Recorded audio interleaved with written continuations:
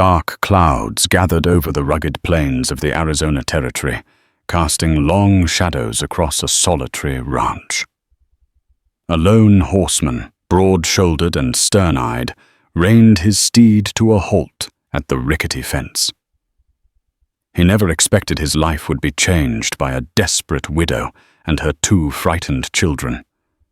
Nor could he know that behind her soft-spoken pleas for help lay a secret that might reshape both their fates forever. Outlaws prowled the land like wolves drawn by whispers of hidden wealth, and he would soon find himself in a perilous stand between ruthless bandits and a fortune beyond imagining. Cicadas hummed as the summer sun climbed higher over Painted Rock Ranch.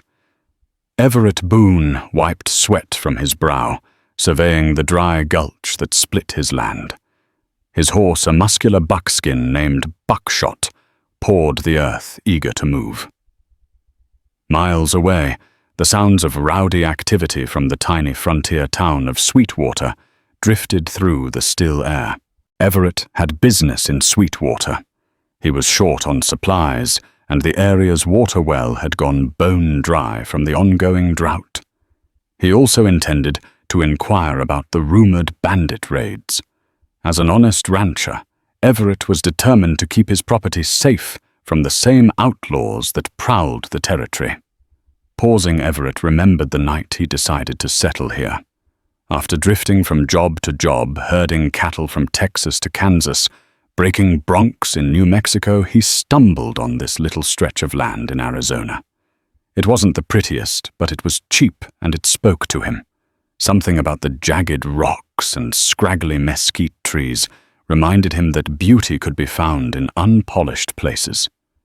So he sank his last savings into building a modest homestead and spent day after day coaxing crops to grow in the clay-like soil, feeling every sunrise and sunset fill his veins with a renewed sense of purpose. If only the West weren't so wild. The rumor mill had been churning outlaws, had been seen ransacking homesteads near the border, terrorizing travelers and burning barns. Whispers claimed these bandits were after an unspeakable treasure, a lost fortune from the days when prospectors combed the desert for silver and gold. Everett had brushed off the tales, but a gnawing sense told him he should remain vigilant. Life on the frontier had taught him to be prepared for anything. With a sigh, Everett mounted up and nudged Buckshot forward. The late morning heat baked the earth beneath them, curling the edges of the sparse grasses. A few hours of riding brought the rancher within sight of Sweetwater's main street. It was little more than a dusty road, flanked by a handful of buildings, a general store, a saloon called the Lonesome Spur, a blacksmith's shop, a dingy boarding house, and the sheriff's office.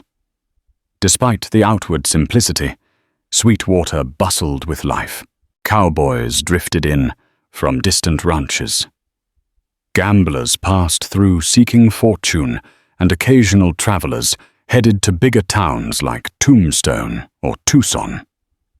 Everett dismounted in front of the general store. Its porch offered momentary shade from the blistering sun. He'd barely hitched Buckshot when he spotted a small figure tugging at his pant leg. A boy no older than 8 looked up at him. His eyes were wide and dust streaked his face. "Mister," the boy said, voice trembling, "please can you help my ma?" Everett crouched, placing a steady hand on the child's shoulder. "What's the matter, son?" he asked gently. The boy's name, as he soon learned, was Thomas Carter.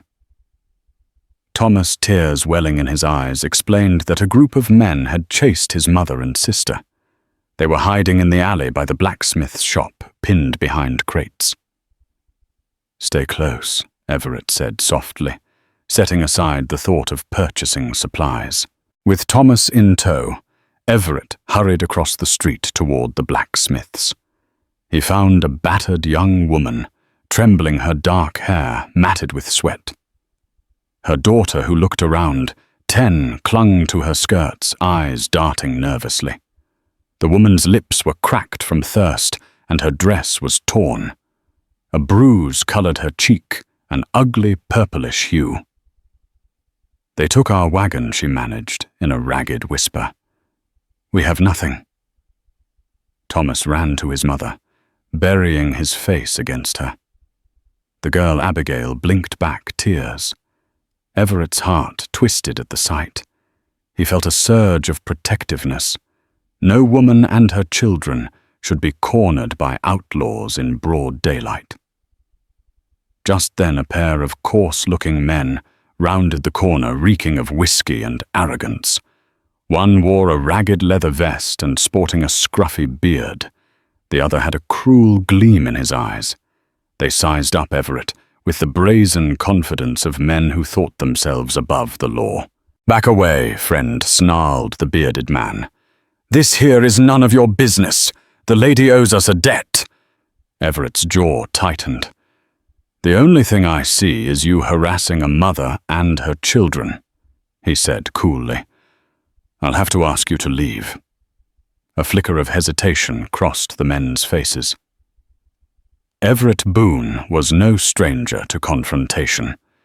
His wide shoulders and steady gaze had dissuaded many troublemakers. Undeterred, the second man grinned, his hand drifting to his gun belt. "Best mind your tongue, rancher," he warned. "We're under the employ of Duke Slade, and he don't take kindly to meddling." Evoking Duke Slade's name sent a shudder through bystanders, who watched from behind barrels and corners. Slade was a notorious figure whispered to command an outlaw band spanning half the territory. If these two were part of Slade's gang, they might be more dangerous than your average drunken cowpoke. But Everett had never been one to back down from a righteous cause.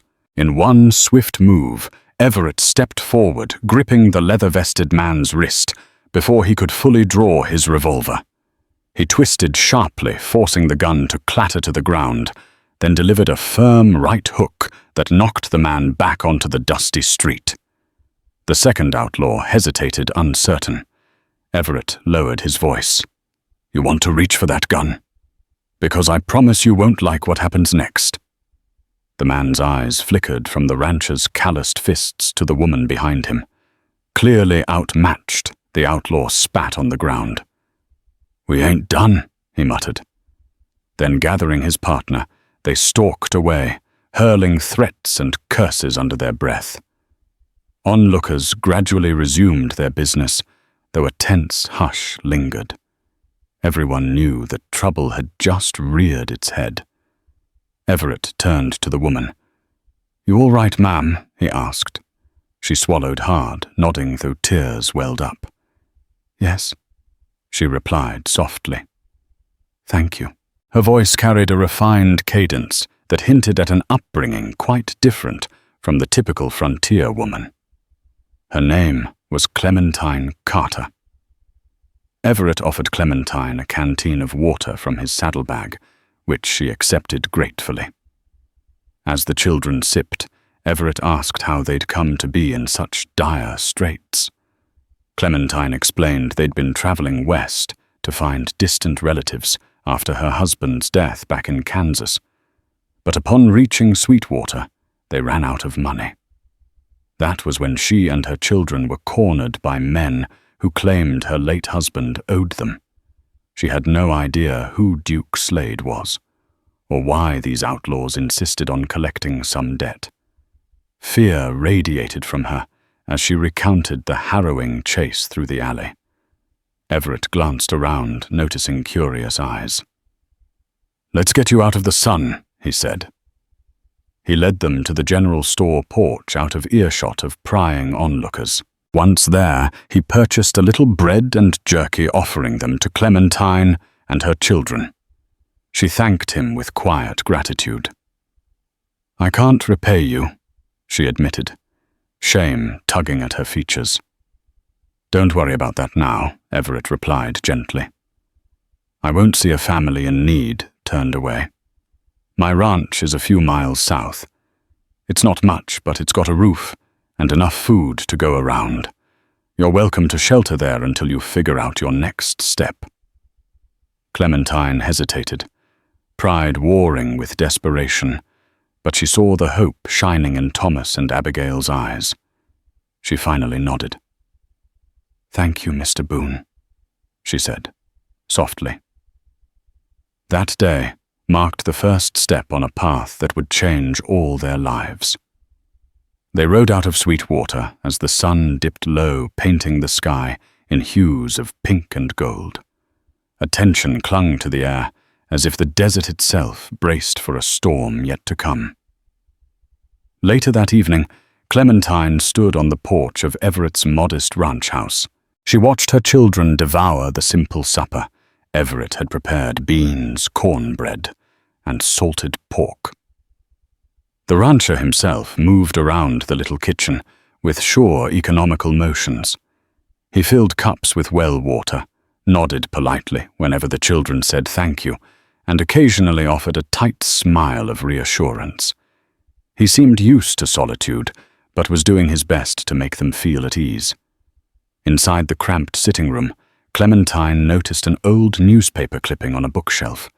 Curiosity stirred, and she carefully picked it up. The headline read, "Wyatt Earp cleans up Dodge City." A grin tugged at her lips. She recalled how famous the Earp brothers were for taming wild frontier towns. This snippet, no doubt, was a small piece of Everett's private interests. She returned it respectfully, sensing a quiet pride in his choice of reading. After dinner, as the children dozed on a makeshift bed of blankets near the fire, Everett offered Clementine the only bedroom in the small house. He took a rough cot in the corner for himself. Despite her insistence that she sleep on the floor with the children, Everett's gentlemanly resolve remained firm.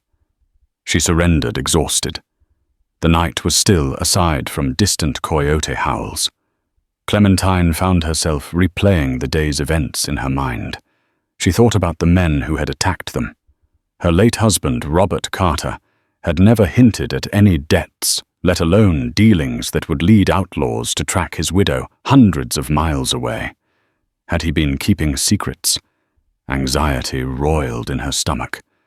As she stared at the ceiling in the dark, she also felt a cautious gratitude for Everett Boone. He'd risked violence in her defense without a second thought. That kind of valor was rare.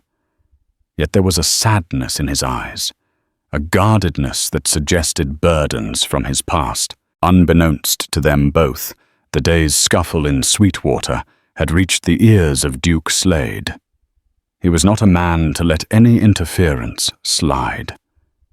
Over the next week, tension would mount, shadows would lengthen, and secrets would come to light.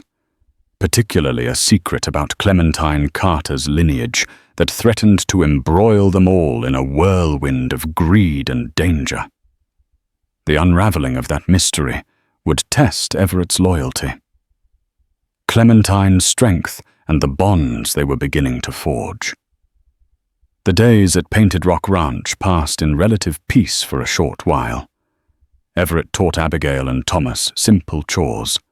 He showed them how to feed the chickens, check for eggs, and gather firewood. They trailed after him with wide-eyed curiosity, gradually recovering from the terror that had shadowed them. Clementine insisted on repaying Everett's kindness by preparing meals and cleaning, though he tried to wave away her efforts. Nevertheless, having tasks to fill her hours seemed to ease her worried mind. Yet the memory of the attack in Sweetwater lingered. Clementine found herself scanning the horizon for riders. Every time dust rose in the distance, her heart jolted, fearing Slade's men had come. Everett noticed, but assured her that Painted Rock was a tough place to sneak up on. He kept a rifle propped by the door and a revolver in his belt should trouble arise. Occasionally he'd ride into town for supplies or to speak with the sheriff, a grizzled fellow named Patrick Mulligan, who had a reputation for stepping aside when outnumbered. Mulligan recognized that tangling with Slade meant more trouble than Sweetwater's paltry forces could handle. While rummaging for leftover cloth to patch a tear in Thomas's shirt one morning, Clementine stumbled upon a small tin trunk in the ranch's storage shed. Curiosity piqued, she opened it to find old letters, a photograph of a younger Everett, with a woman who bore a striking resemblance to him, likely a sister or cousin, and a worn holster from the Pinkerton Detective Agency. Shock rolled through her. Everett had been a Pinkerton. The Pinkerton Agency was well known for employing skilled detectives who chased high-profile criminals across state lines. Why would a Pinkerton agent end up a solitary rancher? Clementine replaced the items, her mind spinning. She felt a pang of guilt at having invaded Everett's privacy, but reasoned she hadn't been snooping intentionally. Perhaps he had turned his back on that life, or perhaps tragedy had led him here. It explained his quick reflexes and calm under pressure. But she sensed more to the story than just a change in profession. She resolved not to pry, however, Everett Boone had already done so much for them. One scorching afternoon, Everett rode back from Sweetwater with urgent news. He found Clementine and the children in the barn feeding the chickens. He dismounted quickly, brow furrowed. "Clementine, we need to talk," he said, voice grave. She hurried over, noticing the tension in his eyes. He explained that while in town, he'd overheard a conversation at the Lonesome Spur. A couple of Slade's men were boasting about how soon they'd flush out that Carter woman and collect what's owed. They made references to someone named Victor Trelawney, a name Everett had never heard. The men were celebrating as though a grand plan was about to unfold, possibly involving a large sum of money. Unnerved Everett pressed them for details by posing as a curious onlooker, but they clammed up once they realized he was the same rancher who'd foiled their ambush. They left in a hurry, muttering that Slade was on his way to handle matters personally. Clementine's face paled. "I don't understand," she said shakily. "My husband never spoke of any debts. We weren't wealthy. We barely scraped by." "That might be what he wanted you to think," Everett said gently. "I'm not calling your husband dishonest, ma'am, but frontier secrets have a way of unraveling dangerously." Trembling Clementine told Everett all she knew. Her husband had once worked in Colorado's silver mines. Robert had mentioned a rich vein discovered by an old prospector years ago, a lost fortune, rumored to be near the Arizona border. But Robert never claimed to have any stake in it. He simply liked repeating frontier legends. Could it be that Slade and his men believed Robert Carter had discovered the location of this lost treasure, and by extension believed Clementine might hold the key? Everett mulled this over. If Slade was convinced Clementine held knowledge of a hidden silver mine, or a fortune, he might not stop until he'd wrung every last drop of information from her. But what if Clementine truly knew nothing? That wouldn't matter to outlaws blinded by greed. A heavy silence fell between them. At last Everett spoke. "You and the kids can't stay here if Slade's coming. This ranch is remote, and we'd have little backup. The sheriff doesn't seem prepared to stand against him." He paused, scanning the horizon. "But I'm not one to flee. If you want my protection, I'll give it. If you'd rather try to escape on a stagecoach or train, I'll help you get to Tucson." Clementine's face was pale, but resolute. "I won't keep running," she said softly, glancing at her children. "Abigail and Thomas have been frightened enough. I know we're safe with you, at least for now." "Then we prepare," Everett replied. "We'll stock up on ammunition and keep watch. I'll send a telegram to a friend of mine in Tombstone. Marshal Wyatt Earp once worked with the Pinkertons and I have a contact who might help. If Slade wants a fight, he'll find one. But I'd like to avoid bloodshed if we can." Clementine nodded. Fear coiled in her stomach, but she found an ember of courage glowing beneath her terror. She refused to be helpless any longer. Perhaps in protecting them, Everett could also discover a piece of his own lost spirit. Together, they'd stand against whatever storm Slade unleashed. Night fell a cloak of navy blue darkness across the desert. On the ranch's front porch, Everett sat with his rifle across his lap, scanning the moonlit plain for signs of movement. Clementine inside lay awake. After the children had fallen asleep, she rose, wrapped herself in a shawl, and stepped outside quietly. She found Everett as still as a statue, eyes fixed on the horizon. Softly, she took a seat on the rocking chair beside him.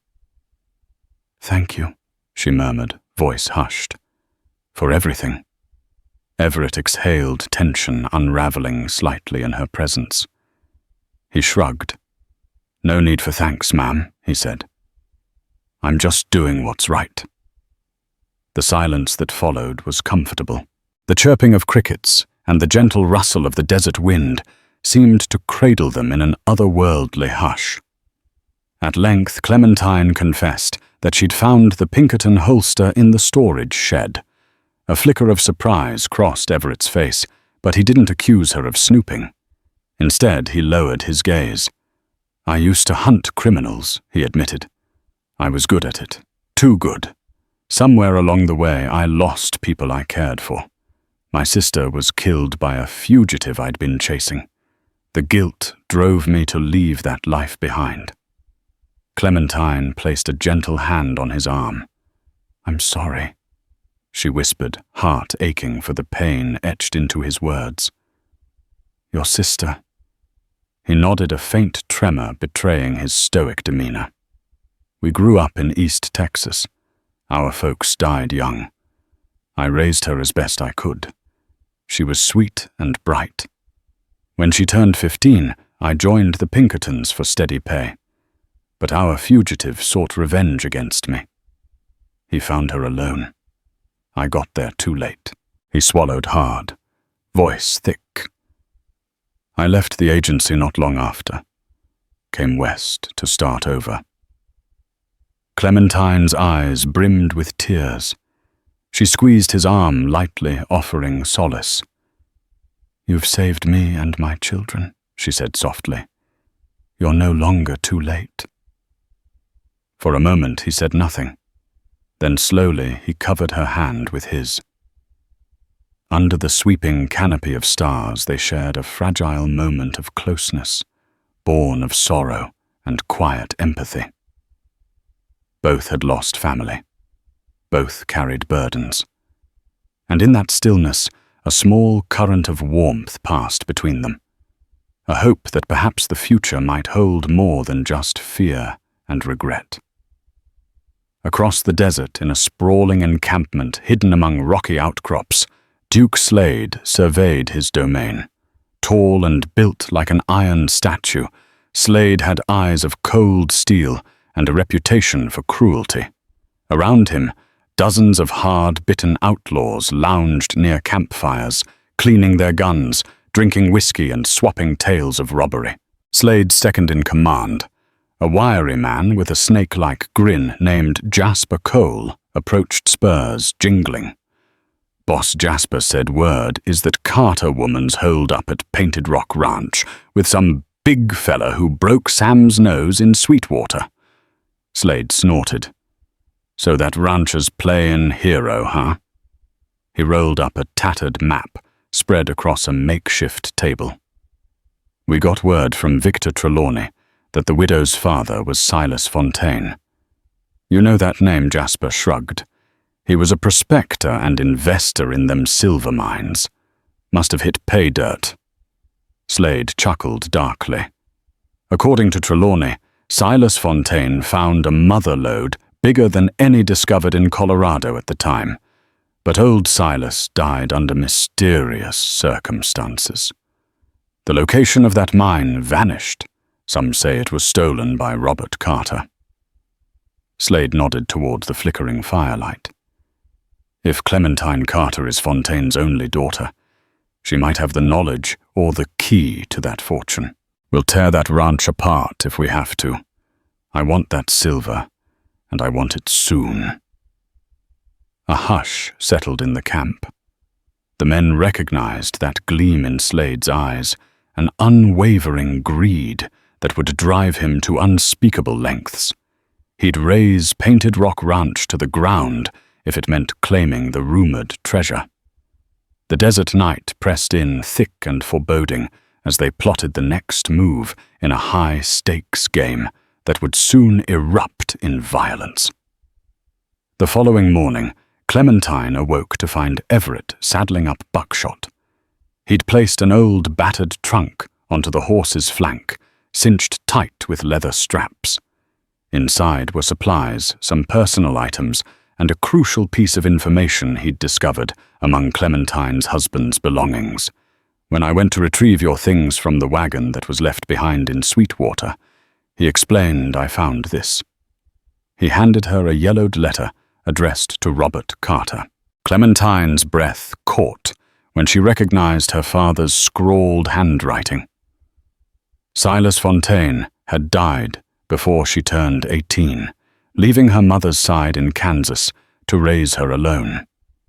She had never been told of any hidden fortunes or mines, only that her father was a restless pioneer who died in an accident out west. Her hands trembled as she unfolded the letter.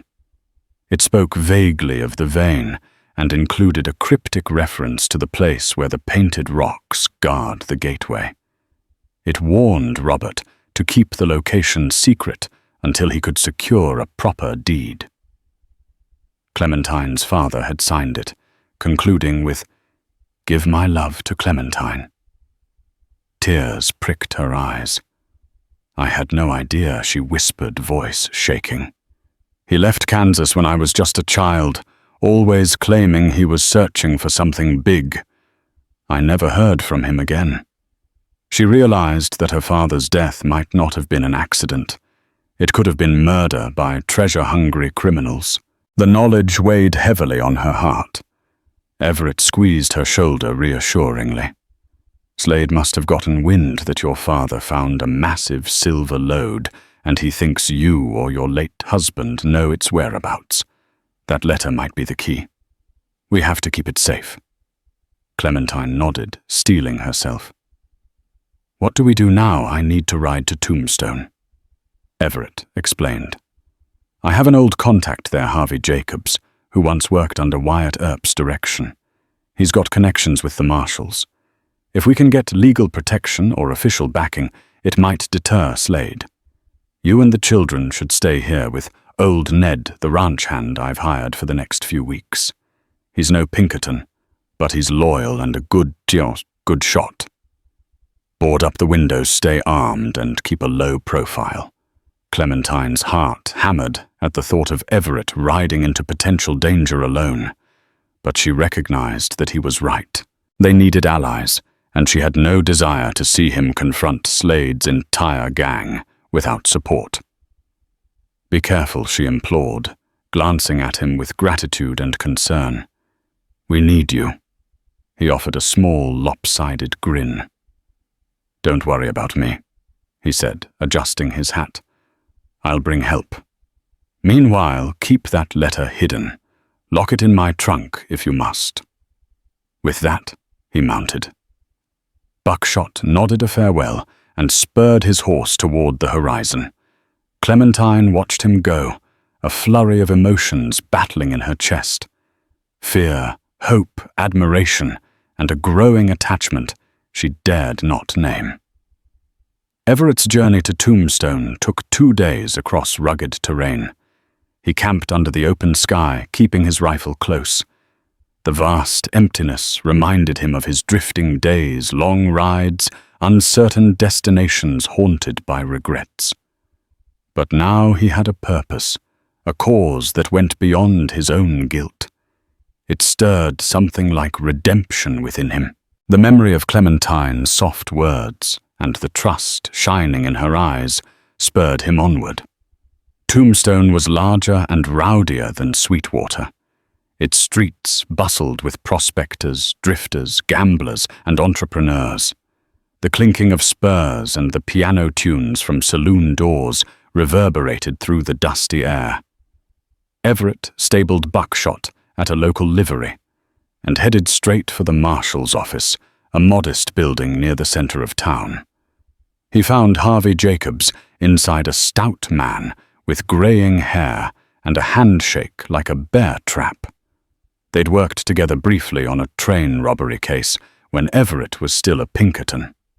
Harvey greeted him with jovial warmth that faded quickly once Everett explained the situation. Mention of Duke Slade and a hidden fortune made Harvey's brow crease. "I've heard rumors about Slade sniffing around the territory," Harvey said grimly. "A piece of advice men like him aren't deterred by the law alone. He probably has half the local officials in his pocket.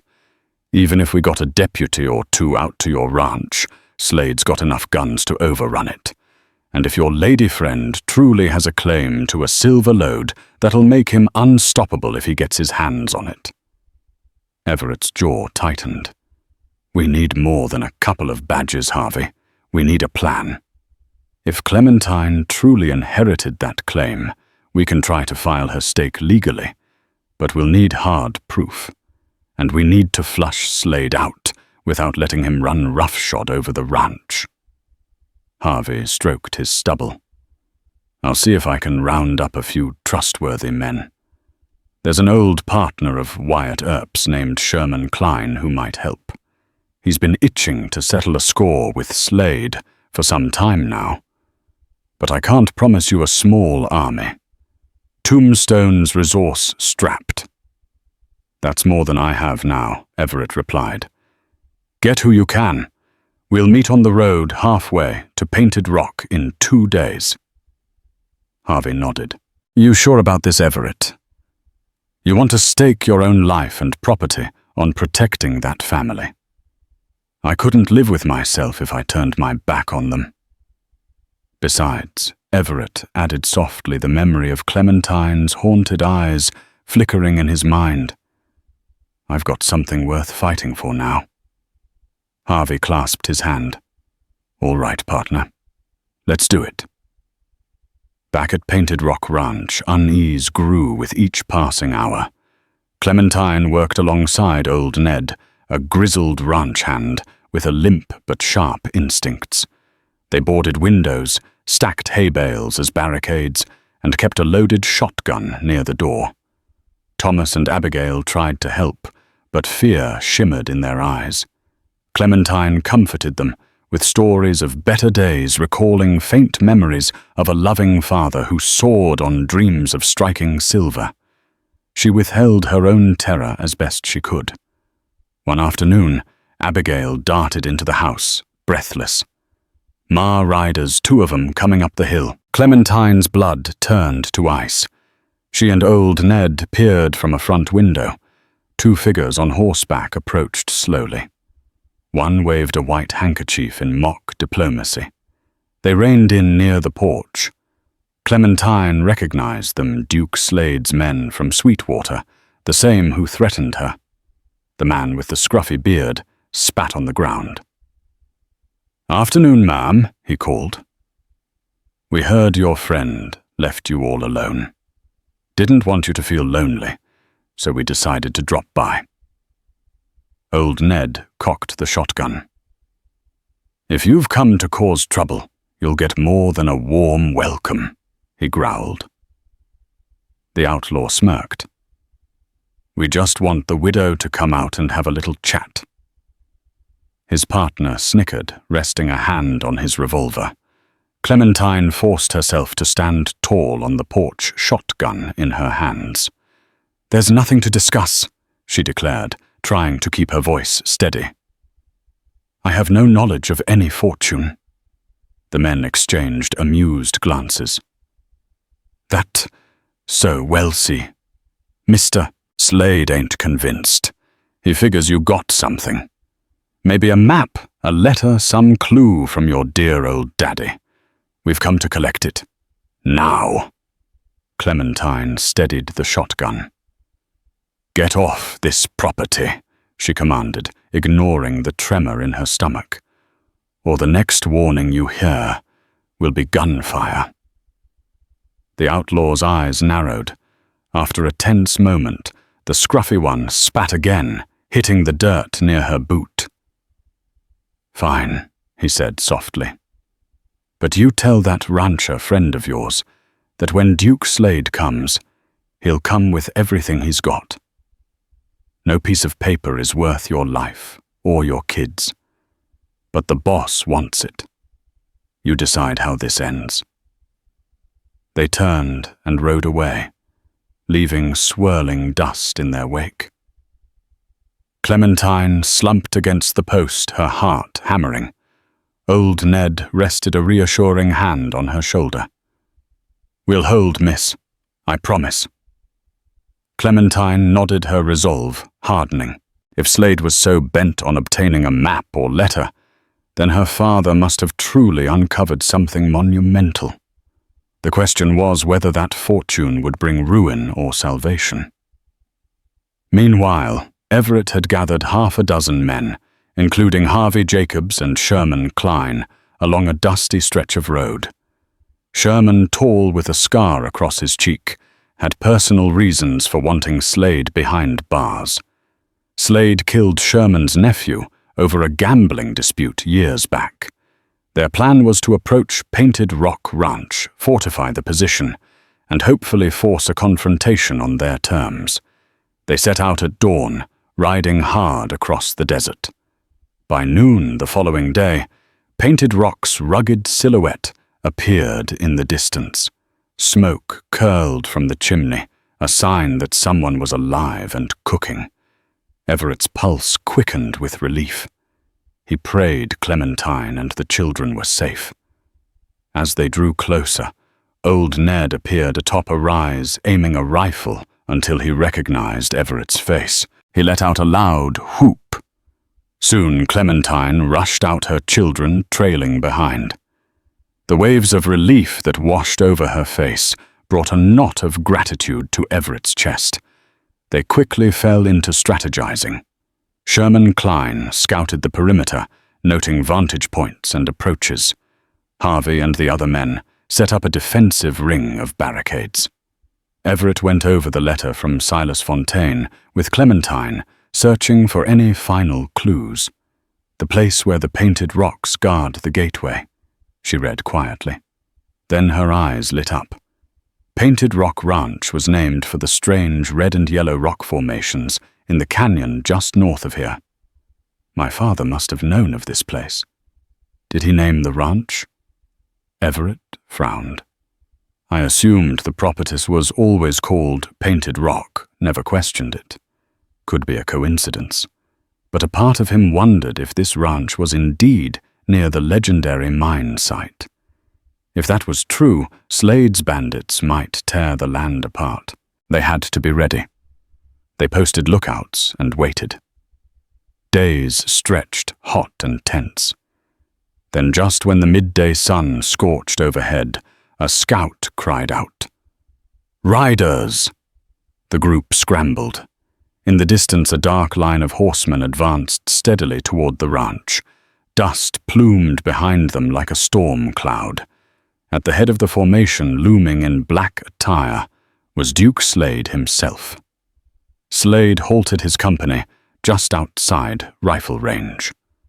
From the porch, Everett, Harvey, Sherman, and Clementine peered through binoculars and scopes. "Looks like at least 20 men," Harvey muttered, dread creeping into his tone. "We're outnumbered 3-1.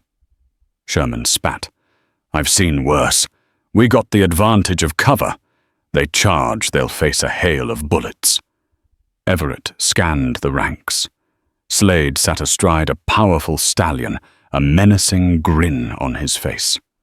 Jasper Cole flanked him, expression twisted with an almost eager cruelty. They carried rifles, shotguns, and revolvers. Some even hefted torches, which made Everett's blood run cold. They might try to burn them out. Slade raised a hand, signaling a halt. He called out, voice booming across the dusty yard. "Listen up, folks. I'm here for one reason: the location of Silas Fontaine's silver. Hand over the letter or whatever trinket you have pointing to that mine, and you can walk away alive. Deny me, and I'll bury every last one of you in this dirt." Everett stepped forward, resolute. "There's no treasure here, Slade, and we won't be bullied." Slade laughed, a grating sound that set teeth on edge. "You think I'm blind to the extra guns you got there, rancher? How long you think you can hold out? I give you 5 minutes to decide before we commence with destruction." Everett's eyes flicked to Clementine, who hovered behind the barricade, Thomas and Abigail huddled near her. She bore a determined expression, gripping a rifle with white-knuckled hands. He turned back to Slade. "We're not surrendering," Everett called. "If you want to fight, you'll get one." A hush fell, broken only by the buzz of insects in the desert heat. Then Slade gave a short, sharp whistle. His men fanned out, brandishing weapons. "I was hoping you'd say that." Slade snarled. With a raised hand, he signaled the attack. Gunshots rang out, echoing off the distant rocks. Harvey and Sherman returned fire, picking off some of Slade's men who ventured too close. Bullets whined, kicking up dust around the ranch. Clementine shielded her children behind a sturdy crate. Old Ned crouched at a window, firing steadily. A couple of Slade's men tumbled from their horses, writhing or lying still in the dirt. Yet more circled around, seeking a blind spot. Flaring torches arced through the air, landing on the thatched roof of the barn. Dry straw caught quickly.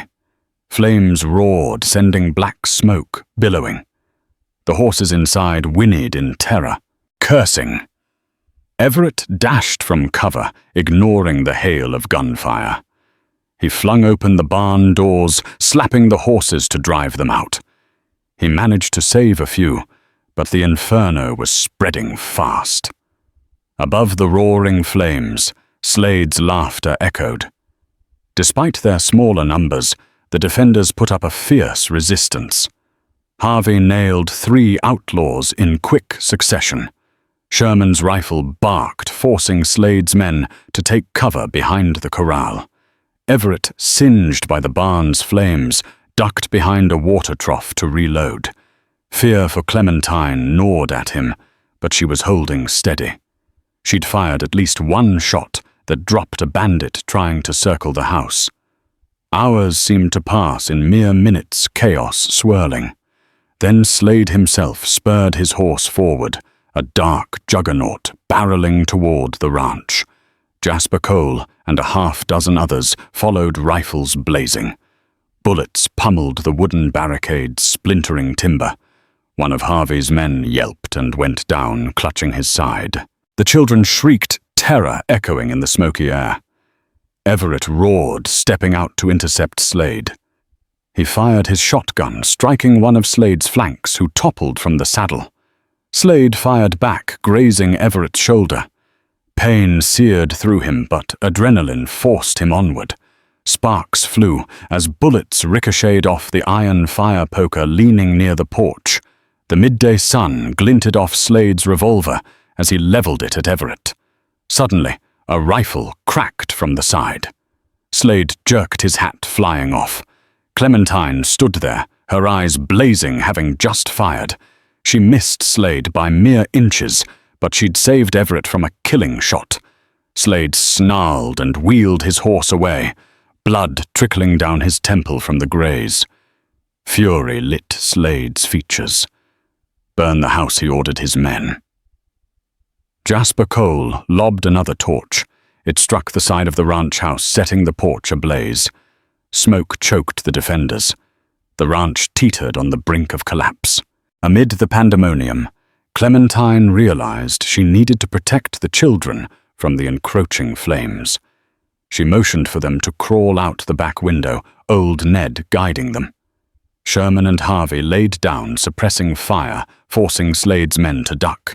The children scrambled free, tears streaming down sooty cheeks.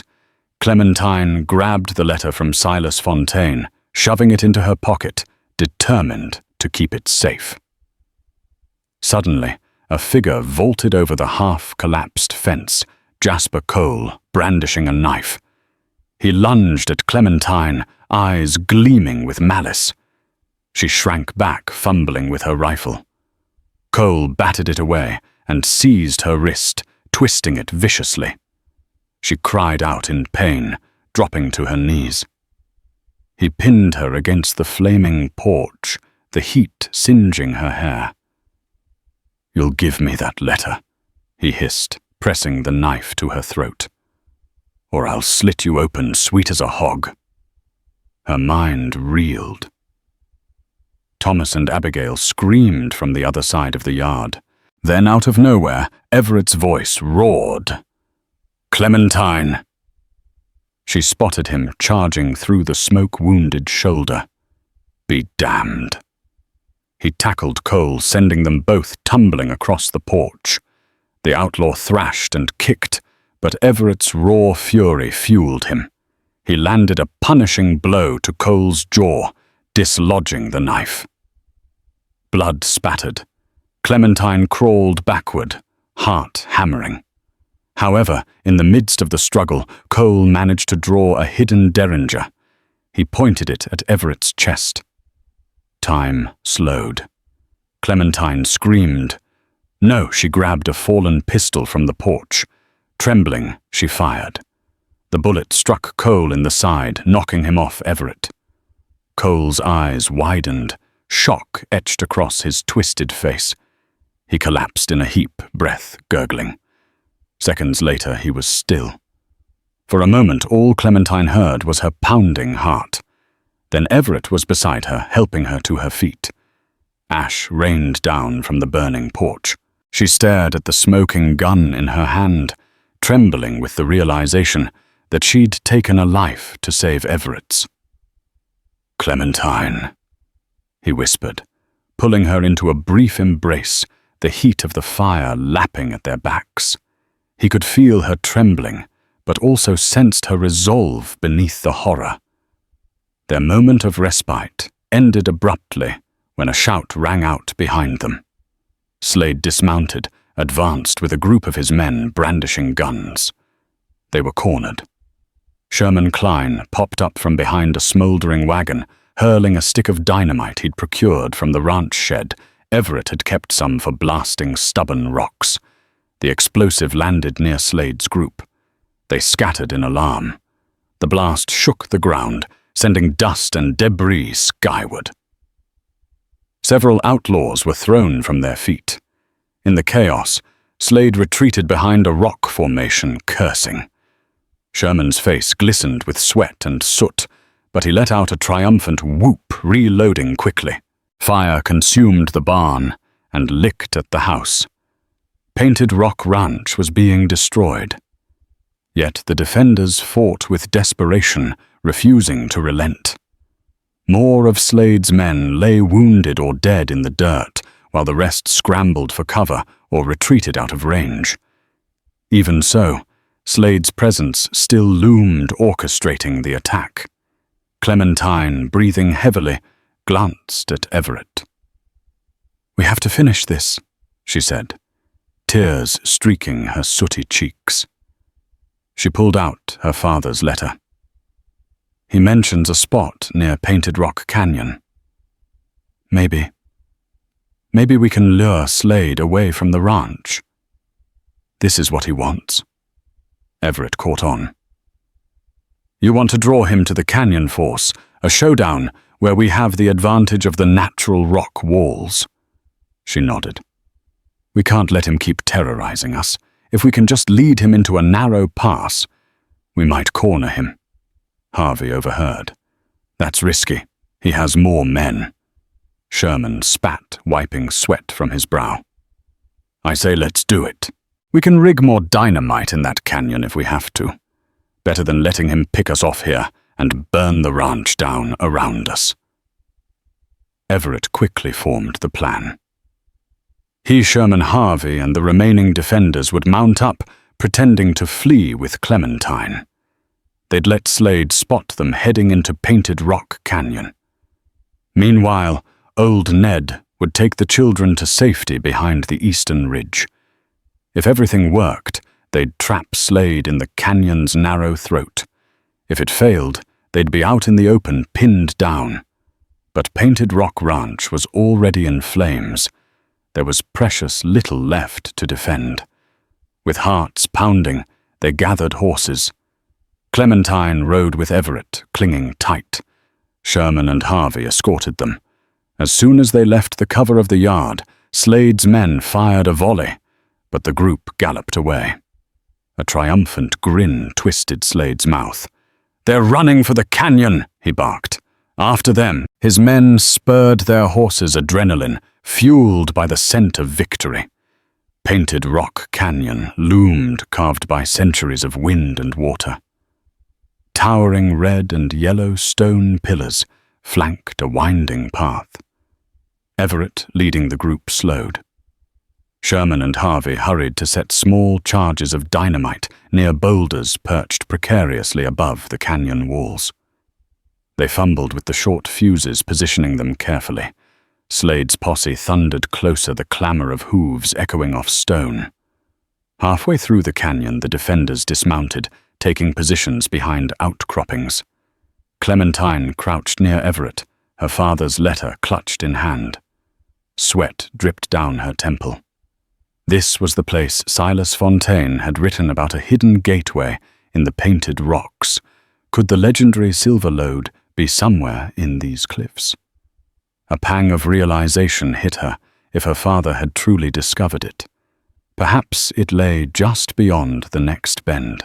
But now that promise of fortune took second place to survival. Slade's men entered the canyon, weapons raised, scanning the rock walls. The moment they were in position, Sherman lit the fuses. "Fire in the hole," he yelled. The charges exploded, dislodging massive boulders that tumbled down, blocking the exit behind Slade's group. Dust and debris filled the air. The outlaws were trapped. Gunfire erupted, echoing off the canyon walls in thunderous booms. Slade's men, disoriented, scrambled for cover. Everett's group fired from multiple vantage points. Harvey took a grazing shot to the arm, but managed to pick off two of the outlaws. Sherman reloaded, cursing as bullets chipped the stone near his head.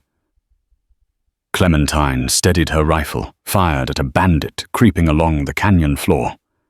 She missed, but the shot forced him to dive away, losing his aim. Slade bellowed orders, furious.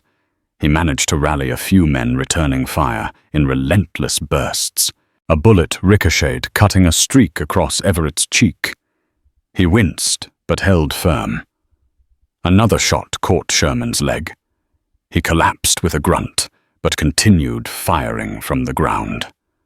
The canyon reverberated with violence, heat, and the tang of gunpowder. Finally, with most of his men dead or scattered, Slade was cornered behind a slab of rock. He had a revolver and a half-spent rifle. Jasper Cole was gone. The unstoppable force of Slade's gang had been broken. Sensing an opportunity, Everett climbed down carefully. "Cover me!" he shouted. He approached Slade's position, heart pounding. Clementine followed, refusing to remain on the sidelines. Slade's eyes shone with hatred as Everett emerged. He leveled his revolver, but Clementine fired, knocking the weapon from Slade's grip. Furious, Slade bellowed and swung the butt of his rifle at Everett's wounded shoulder. Pain exploded as Everett stumbled back. Slade tried to run, but Clementine blocked his path, aiming her rifle. Eyes blazing with defiance, she ordered him to stop. Breathing raggedly, Slade slowly raised his hands. Dust caked his sweat-drenched face, and a shallow cut bled across his brow. Without his men and guns, he was just a man cornered by fate. When the dust finally settled, Harvey and the others subdued the surviving outlaws, disarmed them, and bound their hands. Sherman limped, leaning on a rifle, but he was alive. The defenders were battered and bruised, yet triumphant. The roar of gunfire ebbed into a haunting silence as they processed what they'd achieved. They had bested Duke Slade. Everett approached Slade.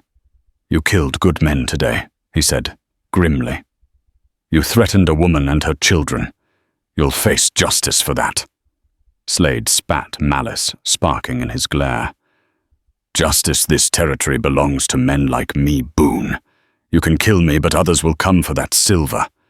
Everett set his jaw, refusing to rise to the provocation. He handed Slade over to Harvey, who planned to deliver the outlaw to the nearest marshal's office. For once, the law would have a chance to hold Slade accountable. Then Clementine felt a pull deep within her. She turned toward the canyon's far end, where the path narrowed further. A faint shimmering caught her eye. She recalled the words, the place where the painted rocks guard the gateway. With her father's letter in hand, she walked carefully forward. Everett, wounded and exhausted, but curious, followed at her side. The others stayed behind to guard Slade and the captured outlaws. They rounded a bend, stepping through a gap in the canyon walls. There, hidden in the shadows, a narrow crevice led to a cavern. Faint streams of sunlight filtered through cracks in the rock overhead, illuminating veins of dull silver ore in the walls. Clementine gasped. "My father." "He was right," she whispered. A sense of awe and sorrow washed over her. Silas Fontaine's dream had come to life, a trove of silver, perhaps worth a fortune, beyond imagination. Yet Clementine felt no surge of greed. All she could think of was the blood spilled for this secret the father she barely knew, who gave everything to find it. She turned to Everett, tears glistening in her eyes. "So many died chasing this," she said, voice trembling. "My father, Robert. People used me as a pawn. I don't want it if it means more bloodshed." Everett gently took her hand. "No one can force you to claim it," he said softly. "You can file the deed under the law, then decide how to use it. Maybe help build a school or a hospital in the territory. Something good can come out of it." He hesitated, searching her face. "But it's your choice, Clementine." She inhaled, chest tight with emotion. Then she nodded. "We'll do it together," she said, a small but resolute smile forming. "We'll make sure it does more good than harm." He returned her smile, relieved. Together they turned away from the cavern, stepping back into the sunlit canyon where their allies waited. Outside, the smoke from Painted Rock Ranch still curled into the sky. But beneath that sky they had forged a new bond, a promise to guard each other and a lost fortune that need not remain lost nor cursed, but could serve as a foundation for a better future. The weeks that followed were a swirl of rebuilding and mending. Duke Slade, shackled and under guard, was taken to Tucson to stand trial. His gang decimated and leaderless, scattered like tumbleweeds in the wind. Harvey Jacobs returned to Tombstone, vowing to testify against Slade if needed. Sherman, his leg healing, slowly stayed on to help Everett salvage what remained of Painted Rock Ranch. Old Ned promised to stay for as long as the ranch needed him, touched by the loyalty that had grown through battle.